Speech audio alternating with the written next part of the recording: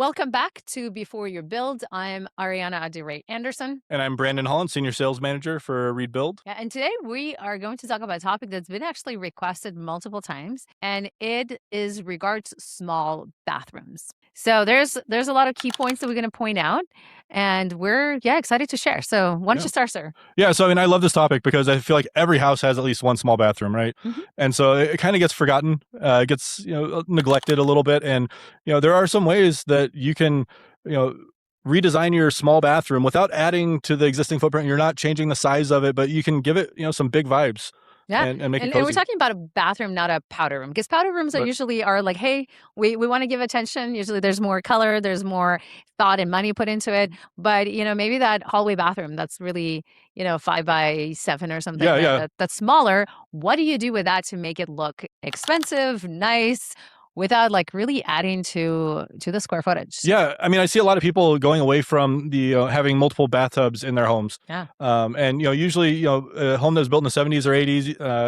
even up to the 2000s, I feel like every bathroom had a bathtub in it because they Mhm. wanted to count it as a full bath. Yeah. But how So do you true. really live in it, Yeah. right? No, yeah. How do you live in the bathtub? That's a good question. But yes, how do you it's the number. It's like we have full bathrooms. So people are afraid to remove the bathtub. And I think that is probably the one of the biggest benefit of that small bathroom to actually bring value into that home, visual value, practical value Yeah. is actually getting rid of it Yeah. and putting a shower. So there's a number of showers we can put in. Why don't we talk about those? Yeah, I mean, one of my favorite is the Curbless, or what they call a roll-in shower. And what I love about that is, it's a little bit more work on the infrastructure side, but what you get in the end visually is fantastic because at this, when you shift to a Curbless, you can literally extend the flooring from the doorway all the way through into the shower, and so that seamless transition really opens up the space and makes it feel a lot larger. Yeah, that's so true. And when we're saying about curb is usually that 4-inch step. And then we require a little bit of construction work to Yep. get the plumbing fixed and, Yeah, and you get the floor, leveled out so that you can actually get some drainage in the shower and still be Yeah. level with the existing floor, right? those are fun. And then, of course, picking the right materials if we are doing that, making sure it's safe and it's not slit so no one, hurts themselves Right. in that shower. But yeah, so that's one way. It's curbless. What's the next one? Well, yeah. So, I mean, one thing you can do too, I mean, when you have a curbless shower, or even a curved shower, you can do full glass, right? Mhm. And so now you don't have that break of the, either the shower curtain, or even, sometimes people do the frosted glass in some of those older bathrooms. Mhm. And so by going with a really nice, frameless, glass shower surround, or not shower surround, but shower entry, Yeah. you open up a lot of possibilities. You can actually entertain the idea of doing a steam. Yeah, Uh, those are so fun. yeah. Steam showers, so like easy to integrate, and all of a sudden, like your basic bathroom is getting those luxury upgrades, right? So Yeah. steam. Another cool thing is getting a nice niche. It doesn't have to be just one. You can be so there's so much Yeah. creative ways of doing it. It could be floor to ceiling. It could be horizontal, vertical. There's so many ways of getting those. And that would also transition to like. Yes, we have a niche, but let's do even more. And let's talk about like lighting Right. in those areas. So in the niche, we could have a lighting Yeah. but also going away from just one can in that shower. So like, Yeah, I mean, there's so many different options, and this is one of my favorite things that I've seen, gain popularity lately is, having different reveals around the edge of the, the transitions between the wall and the ceiling, that allows you to get some really cool lighting effects in there. You talked about the lighting within the niche. I mean, that's another cool effect. You talked about layering the lighting. that's going to be the second thing. But yes, Okay, so yeah, we start with the bathroom, and then we yeah, are talking about layering right now because we are talking about secondary light, and that's big thing for small spaces. We cannot just have can lights because that's just not going to cut it. yeah. But Lighting is not there just to illuminate things, right? exactly, Yeah, exactly. So like, cool lighting in the shower. Now we're let's vanity. Let's make that look nicer. right. And we can do like drop down pendants, Mhm. so you still can have your ceiling light. You need a fan, of course, but like let's integrate those, right? Yeah. Like let's do something that's nice, especially for tighter space. Having just like a drop down pendant or two is nice. Sometimes we can get something on the wall, Yeah, so I've seen depending on how sconces, big flanking the mirrors. depending how Yeah, big the space is. So if we're like right. really tight, but if we have a little bit more room for those as well. Talking about fans too. So when you have a small space, like every single surface is noticeable. Mhm. So what I like to do is have those fans that are like really seamless in Yep. the ceiling, so you don't have the grid. So what we just did with that bathroom, we eliminated a whole bunch of noise, visual noise. We have beautiful accent lighting where your eye travels. You have well illuminated space, and you don't have those extra stuff Yeah. You can just remove them. Yeah, a flush finish fan is fantastic. Yeah, And those are fun. yeah. What else?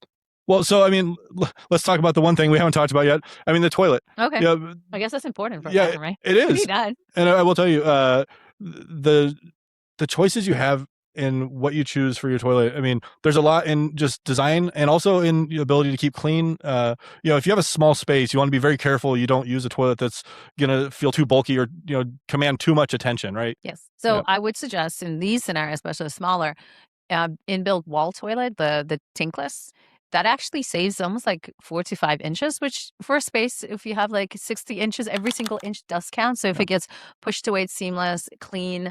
That does also make a small bathroom look bigger and nicer.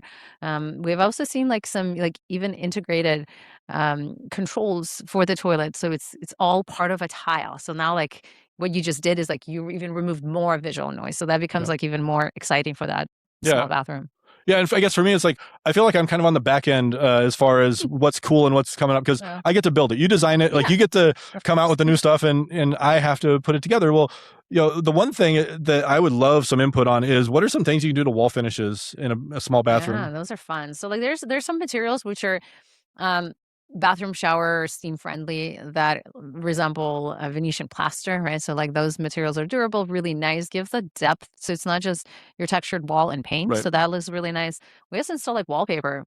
So like that's and especially like there's a lot of European wallpapers that we've installed for our clients that also are really friendly for moist areas. So that's another thing that we have to think about. Like anything we add, how will it wear? Because at the end of the day, um, this is the only room that's trying to actively break itself. It's the Right. bathroom is like with all the steam, with all everything else, is just fighting against it. So making sure materials are nice, but they can be very creative. And so Yeah. all of a sudden you have this bland bathroom and you kind of, added all those layers. Yeah, and I guess one thing I've noticed, I have a friend that, and I hate to call you out on this, but in their bathroom they have wallpaper that wasn't designed for Mhm. wet locations, and so it's very important to work with someone that's going to spec the right material because this wallpaper it looked fantastic when it went on, but what happens is that moisture. You talked about the steam. That steam Yeah. slowly migrates underneath into the adhesive, and it Yeah. reemulsifies, and so then you end up with seams that start to pucker, and Not pretty anymore, it's right? not pretty anymore. No. Time for a remodel. Yeah.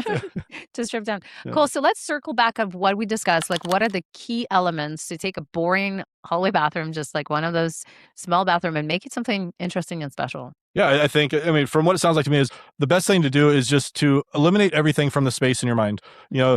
Pretend it's a blank slate and then Okay. start from there because, I mean, people think that, oh, the tub's there, that's got to stay. The Mhm. toilet is there, that's got to stay. I mean, we just discussed two major changes where you're eliminating things that in our mind need to stay. When do they really? They don't. Yeah. Yeah. I mean, the toilet has to stay, but it's like a type of toilet. So we Right. put in Well, a new you tile. moved So it from the floor to the wall. I mean, yep. So our biggest key things is like removing the tub if we Yeah. want to make the space feel bigger and and more spacious. Thinking about the toilet, what kind of toilet we're going to have. So again, getting that built in, removing the curb from the shower. Right. So removing that so it becomes complete seamless, just continuation. It just visually it extends. Make sure we have layers of lighting. So it's not just one boring can light or two, but we actually are thinking about how it's lit. So we have multiple of layers, pendants, wall sconces, built-in light fixtures inside the walls, and then wall treatment is the last one. What do our wall treatment look like? What are those, and how do we select the right one that has interest and it's fun? Yeah. And exciting. And one thing I guess I'd like to mention on the curbless shower, a lot of people might not think about this until they get a little bit older. But if you're planning to age in place in your home, Mhm. going to a curbless shower, not only does it add some beauty and design elements to the bathroom that are going to make it seem larger and look more appealing, it also has a practical application in that now as you age in your home, if you need to be able to roll into that shower, It you have is, yeah. that option. And speaking about aging in place, of course, then we'll have to think about what are the going to be grab bars and those like right now. There's so many cool options. Like you can't even tell it's a grab bar. It looks so clean and elegant and nice. So like And I've done a lot of bathrooms where we'll actually put in the blocking and the framework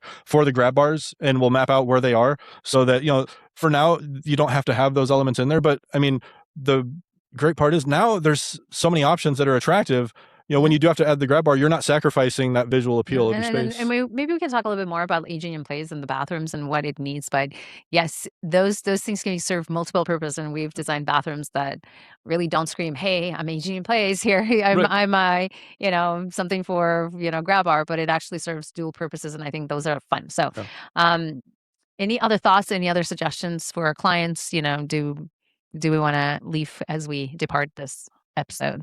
So yeah, we didn't really dive into the vanities too much, and this is something that I struggle with because when I think of a vanity, I think of just a box that's a certain size and that's it. So, what are the options there that you might be able to? Yeah, we have great options. I mean, you can have wall hung. There's beautiful again. Like if we're thinking, what's the use for this bathroom? We want to make sure there's storage, but it's clean. It's not too busy. And also, how in this vanity, how's the sink integrated? So, like for a space that's going to be used a lot, undercount mount sink would be so much better than something that's a vessel sink. So that would help with the design. So, like yes, cool vanities. Yeah. What are your thoughts on vanities? For me, it's like, when I think of that, I think of the old school, porcelain, large, bulky, but there's so many cool designs out there that including those ones too. Actually, they are gaining popularity, and they're like they don't fall into the least expensive one category either. They're pretty luxury.